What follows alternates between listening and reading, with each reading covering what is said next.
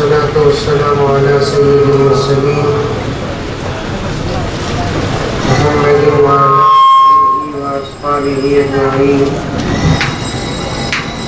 أما بعد فأعوذ بالله من الشيطان الرجيم. بسم الله الرحمن الرحيم. يا أيها الذين آمنوا ادخلوا في السلم كافة ولا تتبعوا خطوات الشيطان إنه لكم عدو مبين. وقال تعالى في مقام آخر لقد من الله على المؤمنين إذ بعث فيهم رسولا من أنفسهم يتلو عليهم آياته ويزكيهم ويعلمهم الكتاب والحكمة وإن كانوا من قبل لفي ضلال مبين. وقال تعالى في مقام آخر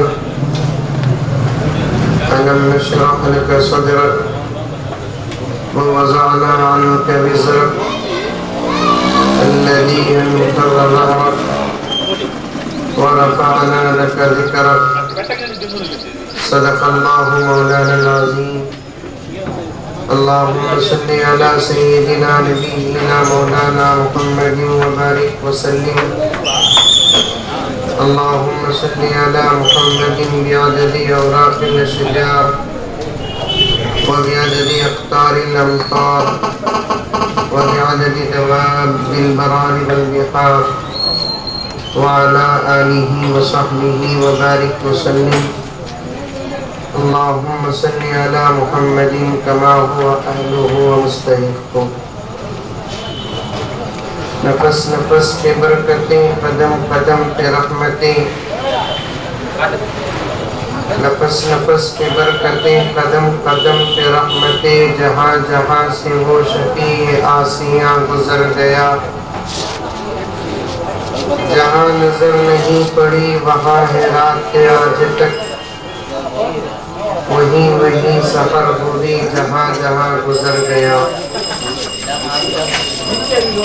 معزز سامعین کرام، پوری محبت کے ساتھ، شوق کے ساتھ، الفت کے ساتھ، پیار کے ساتھ، ادب کے ساتھ، احترام کے ساتھ، اخلاص کے ساتھ دل کی گہرائی سے ایک مرتبہ درود شریف پڑھ لیں. حاضرین کرام،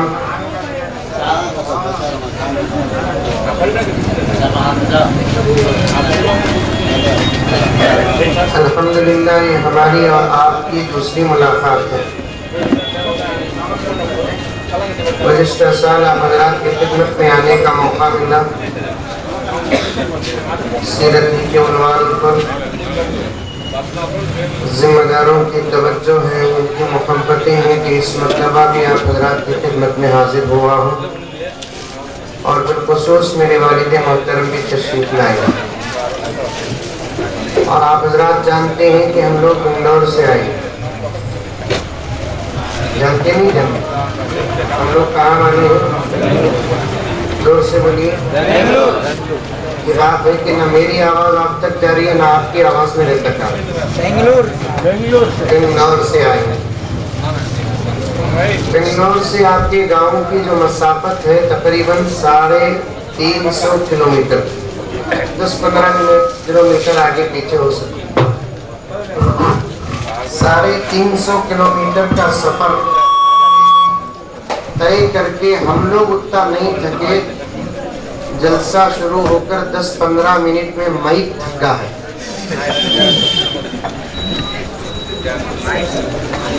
ہماری سب سے بڑی لاپرواہی ہوتی ہے مائکوں کے بارے. نہ مسجدوں کا مائک برابر رہتا ہے نہ جلسوں کا مائک برابر رہتا ہے. مائک میں بھی جوئی میں کیا بھی فرق نہیں ہے. زندگی میں جوئی بھی سدھرتا نہیں، زندگی میں مائک بھی سدھرتا نہیں. کیونکہ اسے جتنا سدھاریں گے اتنا بگڑتا ہوں.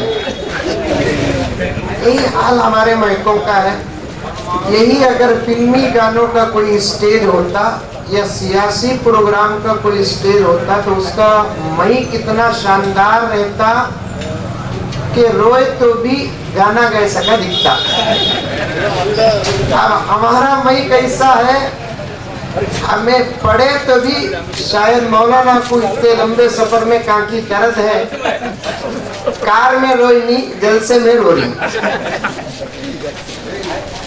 اب ہمارے مائک سسٹمر صاحب ایسے ہی وہاں بیٹھ کر اشارے کر رہی, آ کر برابر نہیں کر رہی. میرے حال جو ہو گیا سو ہو گیا, اب اسے اور اچھا کرنے کی کوشش کریں گے تو اور بگڑ جائے گا. اس لیے گزارش ہے کہ سیرت کا عنوان ہے بے ادبی بھی گناہ میں داخل. جو انتظام پہلے ہونا تھا ہو جانا چاہیے تھا, جو انتظام پہلے نہیں ہوا تو اب مزید اس انتظام کو سدھارنے کی کوشش کریں گے تو بہت بڑا فرق پیدا ہو جائے گا. اس سے کیا ہوتا ہے, مقرر کا ذہن بھی منتشر ہوتا ہے, سامعین کا ذہن بھی منتشر ہوتا ہے. خطیب کو انتشار کرنے والا ہر عمل آپ سن کر تعجب کریں گے. حضرات علماء کرام بھی یہاں پر بیٹھے ہوئے ہیں.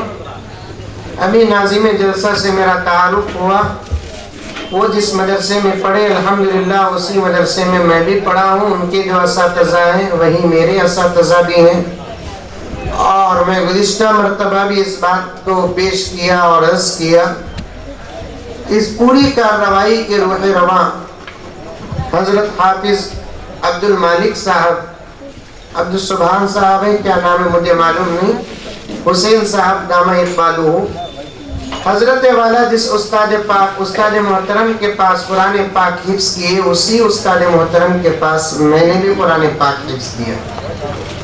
تو ہمارے پورے ماحول میں بیٹھا ہوں اور مجھے بات بڑی احتیاط کے ساتھ عرض کرنا ہے.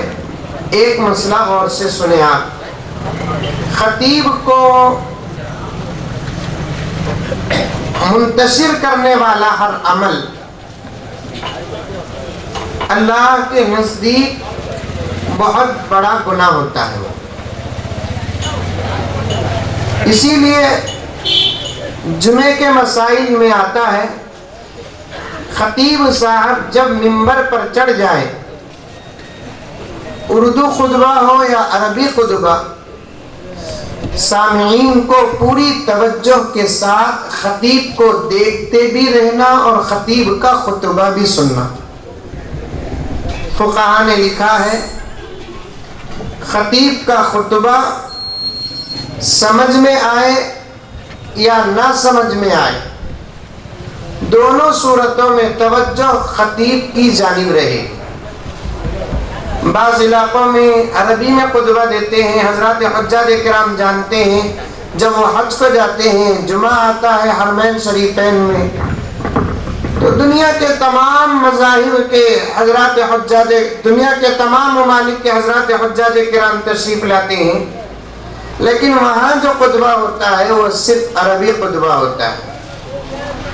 جو حضرات عربی جانتے ہیں وہ حضرات تو سمجھ جاتے ہیں, جو حضرات عربی سے واقف نہیں ہیں وہ حضرات خاموشی کے ساتھ بیٹھتے ہیں. اور حکم بھی یہی ہے کہ خطیب کے سامنے بیٹھنا, نگاہ خطیب کی جانب رہنا, کان پورے کے پورے خطیب کے الفاظ کی جانب رہے. سمجھ میں آئے خطبہ یا نہ سمجھ میں آئے, دونوں صورتوں میں توجہ خطیب کی جانب رہے. بعض لوگ عربی کے خطبے میں کیسے بیٹھتے ہیں, جلوے کی عارض بیٹھے سکا بیٹھتے, بالکل نگاہ نیچے رکھ لے کر. اب خطیب صاحب اس گمان میں رہتے ہیں کہ میرا خطبہ انہیں غور سے سن رہا ہے. حقیقت میں کیا غور سے نہیں سن رہا ہے. جمعے میں جو پانی نہک رکھتے اور مسجد کی ٹھنڈی جو ہوا آتی, اس میں اتنے مزے کی نیند آتی, اتنے مزے کی نیند تو ساس کے گھر میں بھی نہیں آتی. دیکھنا خطیب کو, نیچے دیکھنا نہیں, خطیب کو دیکھنا, پوری توجہ خطیب کی جانب رہے, کوئی بات نہ کرے, حتیٰ کہ حضرات فقہا فرماتے ہیں کہ قرآن پاک کی جو تلاوت ہے وہ دھرتی کا سب سے بہترین عمل ہے۔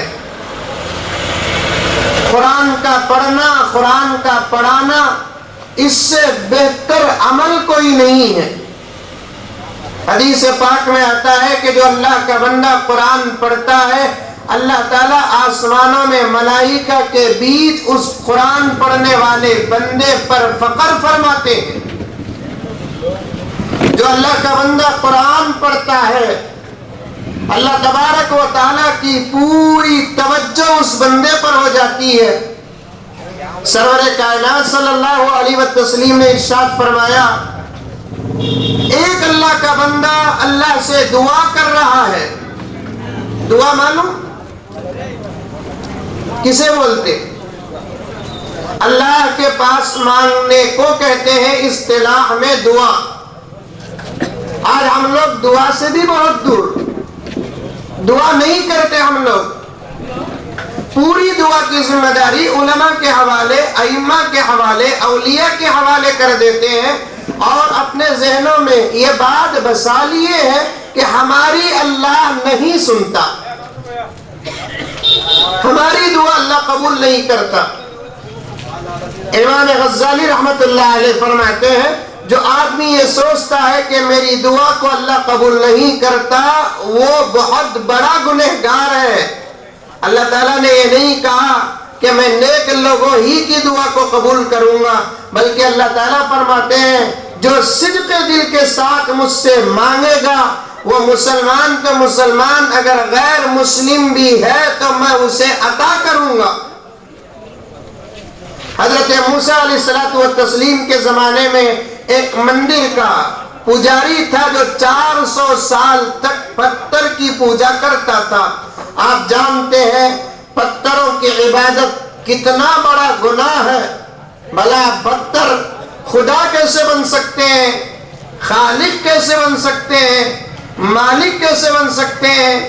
ایک بندہ وہ پتھر کے سامنے اپنے سر کو جھکائے، ماتھے کو جھکائے، ناک لگڑے اور اس پتھر کو اپنا خالق مانے، مالک مانے، یہ تو عقل بھی تسلیم نہیں کرتی، مذہب کیسے تسلیم کرے گا؟ اللہ کو بہت غصہ آتا ہے۔ اس پتھر سے بھی زیادہ درجہ تیرا ہے اے انسان۔ میں پتھر کو بنایا تو تیری خدمت کے لیے بنایا، آسمان کو بنایا تو تیری خدمت کے لیے بنایا، زمین کو بنایا تو تیری خدمت کے لیے بنایا، یہ ہوائیں، فضائیں تیرے لیے بنایا، حتیٰ کہ ملائکہ جو نور سے پیدا ہوئے ہیں، ان ملائکہ کو بھی میرے پیدا کرنے کا مقصد تیرے پاس بھیجنا، تیری خدمت کرنا۔ ہر فرشتے، ہر انسان کے پیچھے اللہ تعالیٰ نے 2 فرشتوں کو لگا دیا۔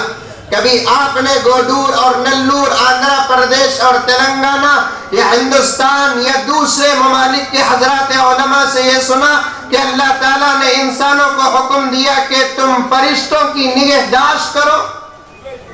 نہیں، بلکہ فرشتوں کو انسان کے پیچھے لگا دیا، لگے رہو انسان کے پیچھے۔ حتیٰ کہ حدیث میں آتا ہے رات کو سوتے وقت اللہ کا کوئی بندہ 1 مرتبہ آیت الکرسی پڑھتا ہے۔ بڑی گہرائی میں جا رہا ہوں میں، بیٹھیں گے آپ لوگ؟ کب تک بیٹھتے؟ پوری رات؟ ماشاءاللہ، خالی جذبہ دیکھا سو، میں نہیں بیٹھوں پوری رات،